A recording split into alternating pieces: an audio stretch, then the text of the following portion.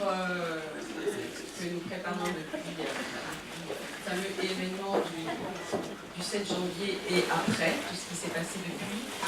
Ça nous a paru absolument essentiel dans une école de journalisme de réfléchir à la question évidemment de la médiatisation de ces événements, du rôle des journalistes, de l'éthique évidemment des journalistes, de leur responsabilité en termes d'information. Et donc pour en parler,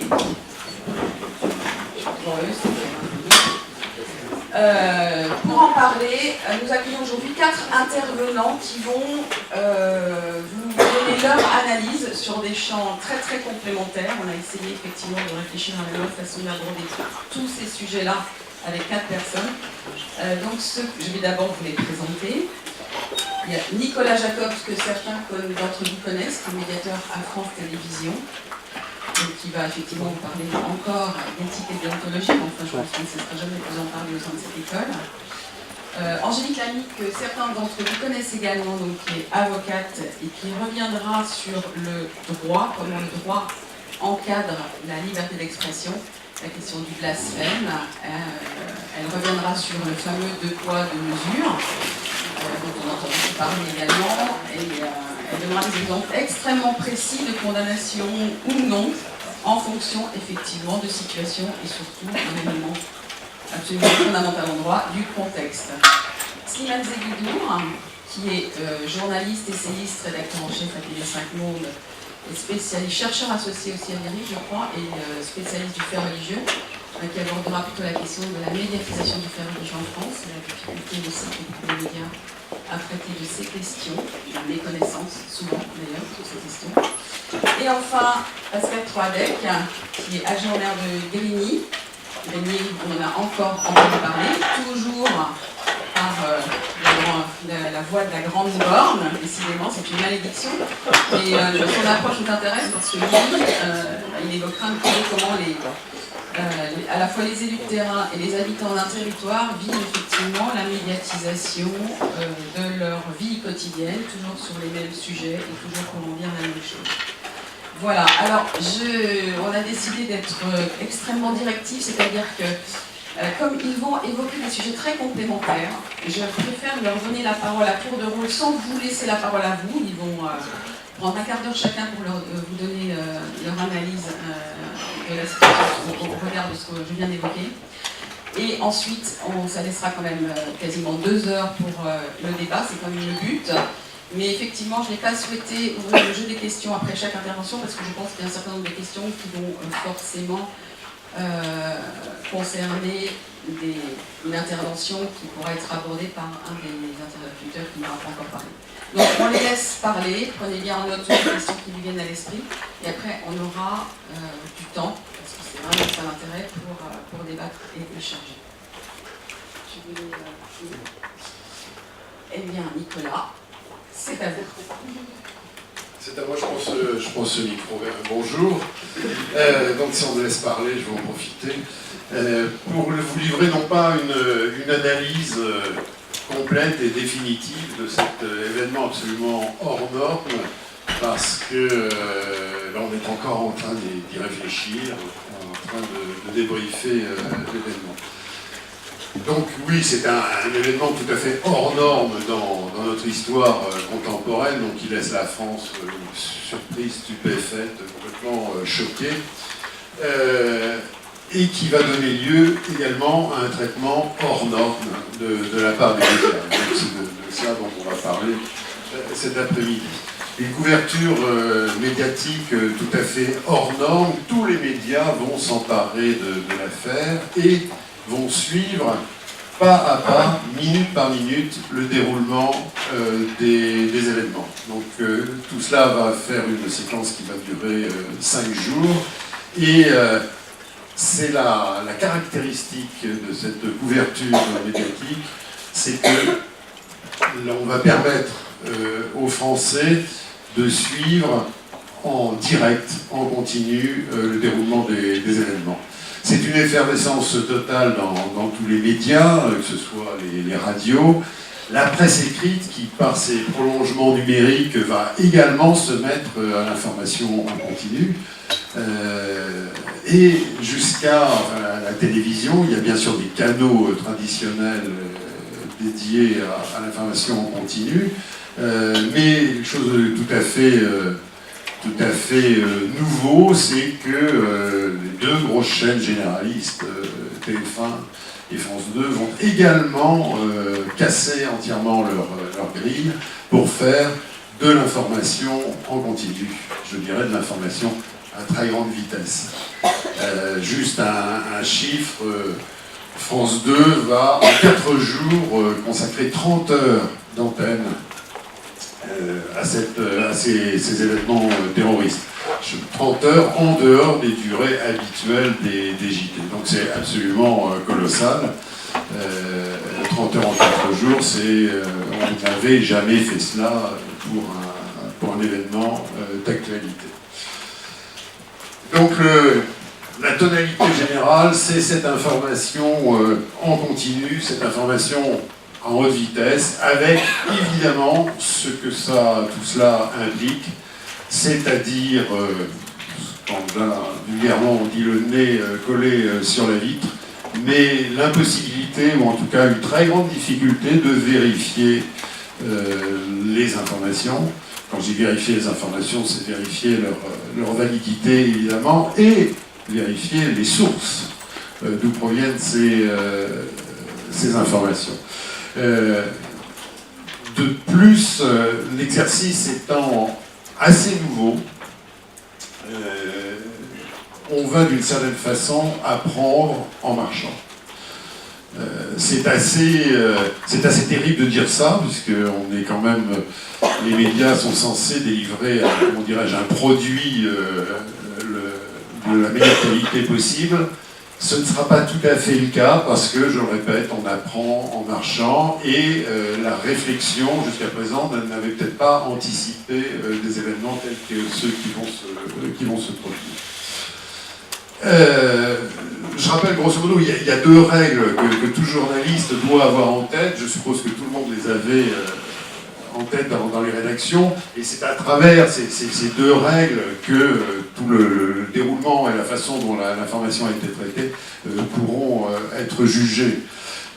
Donc partons du principe que bien sûr les actes terroristes sont des moments d'actualité forts, et qu'il est bien évident que les médias doivent traiter ce genre d'événements, mais avec 2 règles. Dans ce genre d'événements, il ne faut jamais divulguer d'informations qui pourraient mettre en danger des personnes, que ce soit les forces de police, que ce soit des otages éventuels, que ce soit n'importe qui. Donc il y a une responsabilité importante dans les informations qui sont données. On peut mettre en danger des gens. Et ensuite, la 2e règle, c'est qu'un journaliste ne doit pas servir non plus de haut-parleur à une quelconque propagande terroriste, politique, etc. Donc c'est à travers ces deux loupes, si je puis dire, qu'on peut juger de la façon dont la presse, en général, a fait son métier pendant ces événements.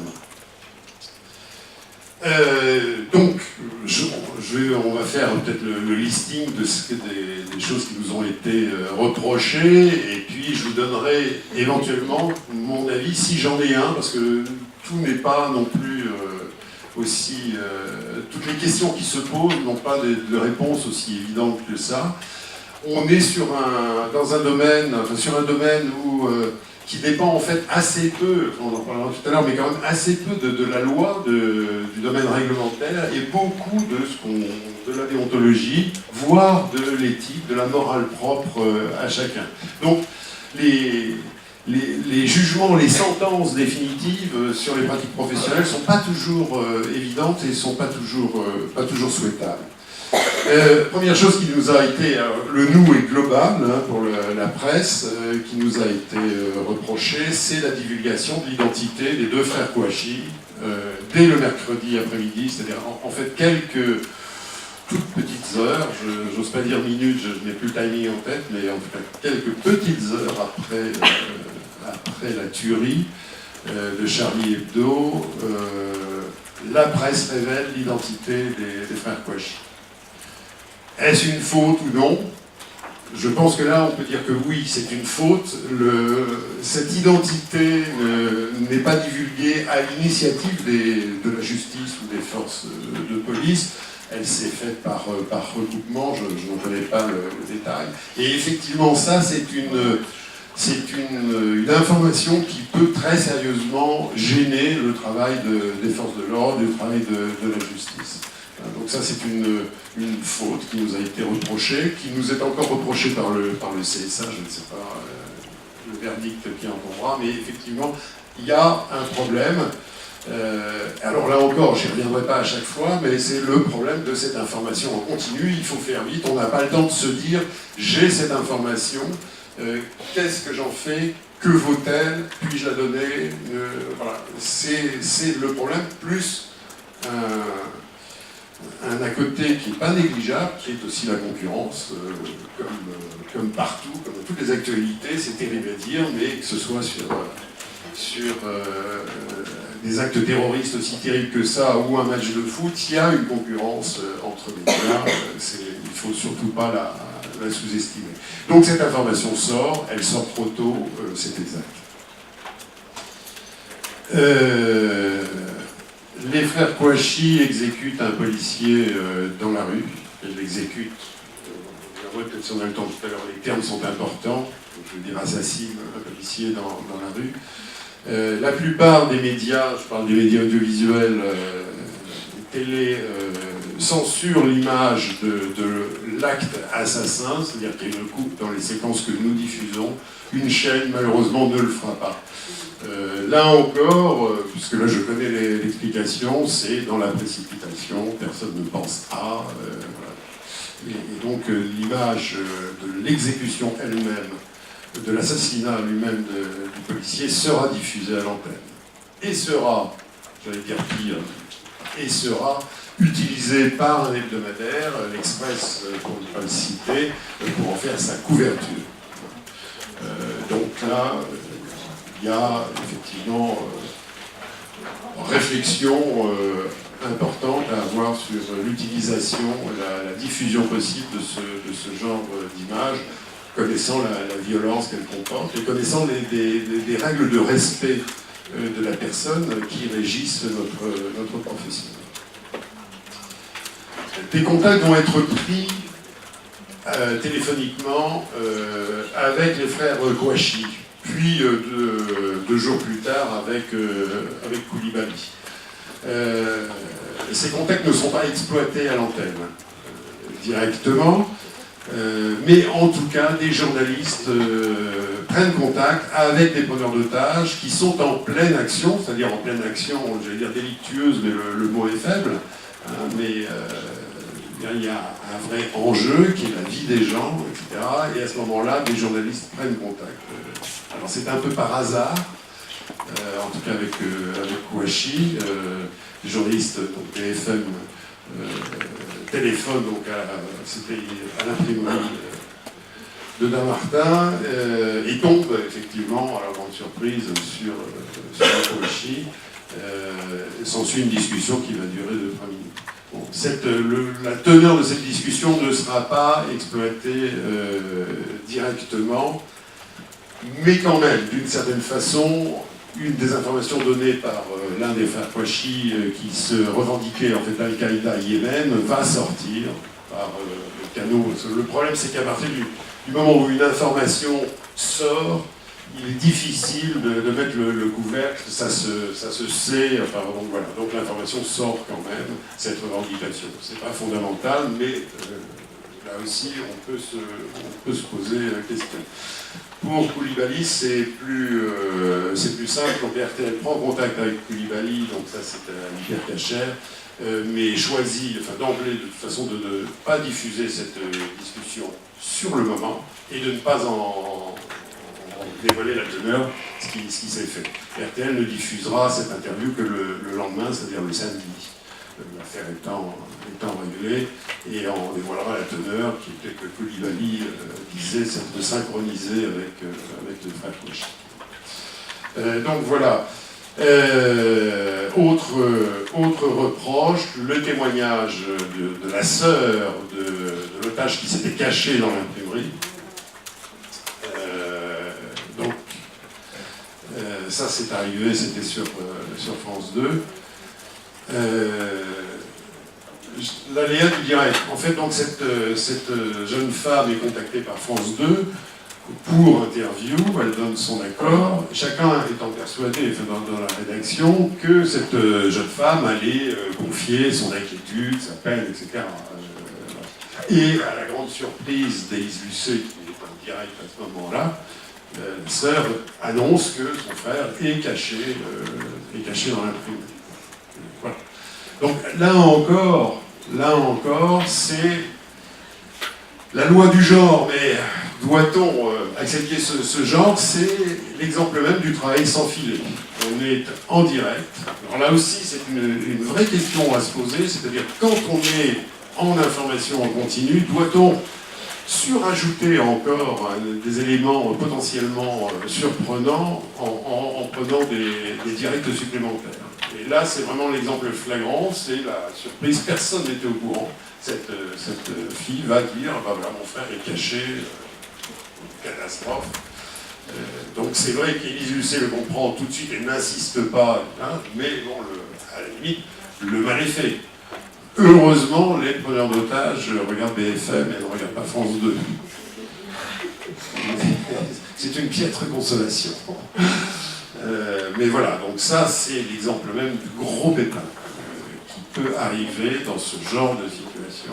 Et là, il est évident qu'il y a un vrai retour d'expérience à prendre et que les gens en plateau, il va falloir les sensibiliser, je dirais presque les complexer sur ce genre de pépin qui peut arriver.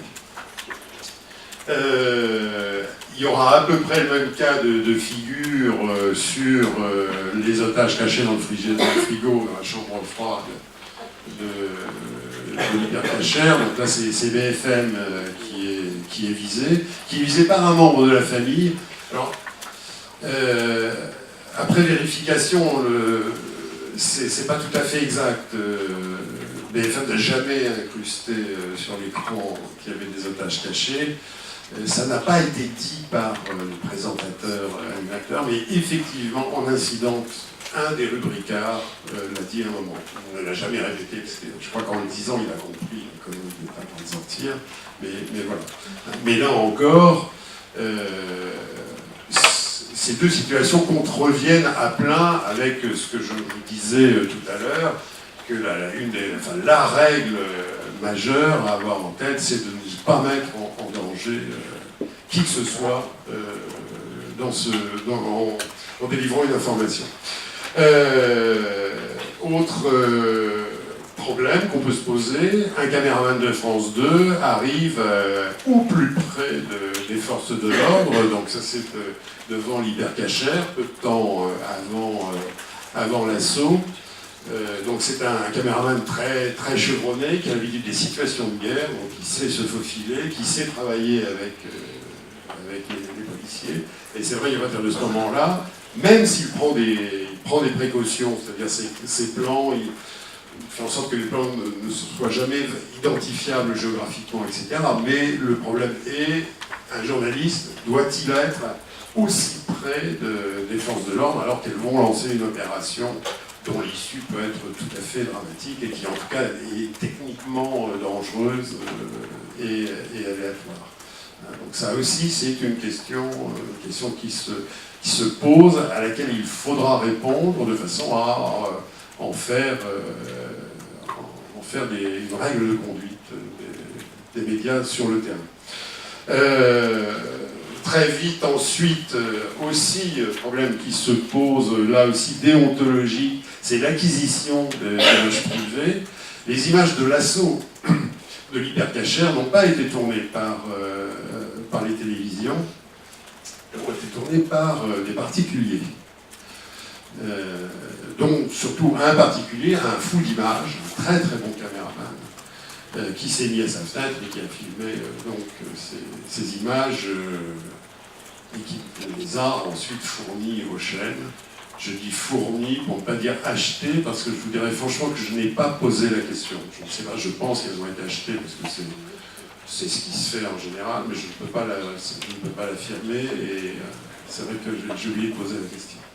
Mais là aussi, ces images, on l'a vu, ces images peuvent comporter des éléments qui n'ont pas à être montrés, dont un amateur n'est pas forcément conscient et qui demande à être parfaitement décrypté par les médias avant d'être diffusé. Il peut y avoir des personnages qu'on ne doit pas montrer. Il peut y avoir des situations de personnages qui ne doivent pas être montrés, etc. etc. Donc, attention, je le dis à mes confrères, attention à ce piège de se dire « chic, on a une séquence d'enfer voilà. C'est là aussi, ça est direct, ça fait partie des pièges dans ce genre de situation. Dernière chose dans les reproches qui nous ont été faits, ça c'est par les policiers, c'est vrai que sur certains plateaux, on a annoncé un assaut imminent. Un assaut imminent des forces de l'ordre sur l'hypercachère. Alors là, je reviens sur une particularité, mais aussi un des dangers dans ce genre d'émission. Évidemment, quand on tient l'antenne, le terme dit tout. Il faut tenir l'antenne, il faut dire des choses, il faut faire avancer, expliquer autant que faire se peut, etc. Donc le réflexe, c'est d'aller chercher des spécialistes qu'on fait venir au plateau. Le problème des spécialistes, c'est qu'ils sont spécialistes. Donc, ce sont des gens qui, en général, et première chose, ce sont des spécialistes, c'est leur premier défaut. Et le deuxième défaut, c'est que, comme on les invite en plateau, il va falloir qu'ils existent d'une façon ou d'une autre. Donc ce sont des gens qui peuvent donner des informations tout à fait stratégiques qu'on ne devrait pas donner. Et plusieurs reprises lors de ces émissions, ce sont des spécialistes, un ancien patron du GIGN, qui évidemment était tout à son affaire pour décrypter l'image, mais j'ose imaginer que les preneurs d'otages l'avaient écouté, et ils avaient des renseignements évidemment de première main.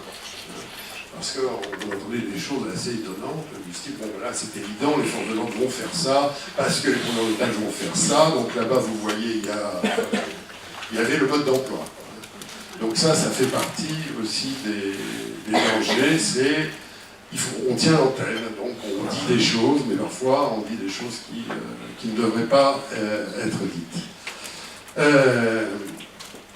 Donc voilà, ça ce sont les points factuels, je vais essayer d'accélérer. Les points tout à fait factuels, mais plus largement, en fait, je l'ai déjà dit, vraiment le danger dans ce genre d'histoire, c'est pas l'histoire elle-même, mais c'est son traitement, et son traitement en information continue, où ça dit bien ce que c'est en information à très haute vitesse, quoi. Donc c'est là que vient le danger. Hier soir, par hasard, en lisant le bouquin de Houellebecq, je tombe sur une phrase qui m'a glacé, tellement elle me semble juste, donc tout à fait sur autre chose, mais il parle de la couverture d'un gros événement, d'une série de manifestations en France. Et Houellebecq dit les journalistes arrivaient assez correctement à dissimuler le fait qu'ils ne disposaient d'aucune information réelle. Et je trouve cette phrase glaçante, parce qu'elle est tellement vraie, et puis écrite à la Houellebecq, c'est-à-dire de façon, si c'était quelque chose de naturel, assez cynique, voilà. Et voilà, cette phrase, c'est le cauchemar dans lequel il ne faudrait pas tomber. Dernière chose, il y a quelque chose de tout à fait exceptionnel qu'il faut bien avoir en tête, qu'il faut mentionner, c'est que la couverture, les journalistes dans cette affaire ne sont pas seulement les témoins. Les journalistes sont aussi des acteurs. Ça, c'est une première, et c'est un phénomène extrêmement fort. Pourquoi ? Parce que l'attentat à Charlie Hebdo, ce sont des confrères. Ce qui est visé, ceux qui sont tués, ce sont des confrères, même s'ils n'ont pas forcément des cartes de presse, mais c'est des gens qui agissent dans les médias, dans l'actualité. C'est la liberté de la presse. Et ça, inconsciemment, évidemment, c'est pas formulé, mais il va y avoir immédiatement un réflexe quasi militant de la part des journalistes. Et ça va expliquer cette ambiance très particulière qu'il y avait dans les rédactions pendant cette séquence de 5 jours. C'est qu'on n'est pas tout à fait, on ne couvre pas cette affaire comme nous avons couvert il y a quelques années les attentats du métro Saint-Michel ou autres actes terroristes. Là, il y a une chose particulière, c'est qu'il y a une implication de la profession dans cette affaire. C'est pas innocent, et c'est aussi probablement pour ça que le champ de vision, de temps en temps, sera singulièrement étroit, se rétrécira, parce que tout impliqué dans aussi dans ce réflexe quasi militant, les journalistes n'auront plus la curiosité ou la vivacité, l'alerte intellectuelle pour aller voir, pour élargir leur champ de vision. Je pense que c'est ainsi qu'on découvrira, après la manifestation du dimanche, que dans cette manifestation, il n'y avait pas en fait toute la France, qu'il y avait des absents, hein, que ce qu'on appelle les cités ou les banlieues, etc., n'étaient pas là. On ne l'a pas vu. Tout préoccupé dans la défense noble, et de cette noble idée de la liberté de la presse. Mais ça nous a empêché de voir que le mouvement n'était pas aussi unanime que ça. Et pourquoi? Aussi peut-être parce que on n'a pas eu, nous, médias, les mots qu'il fallait, et surtout, on a peut-être, sans le vouloir, stigmatisé, je dis bien sans le vouloir, mais stigmatisé telle ou telle partie de la population, toujours pour la même raison, toujours complètement impliquée dans notre histoire de défense de la liberté d'expression, liberté de la presse. Ça ira même jusqu'aussi, peut-être, l'oubli lors de la manifestation des victimes de l'hypercachère. On va se polariser sur Charlie Hebdo. Voilà, donc il y a un problème très particulier qui ne se reproduira pas, mais c'est vrai qu'il y a eu un moment, un état très particulier de la presse, et forcément c'est quelque chose qui a modifié la perception et le rendu que pouvait donner la presse de ces événements.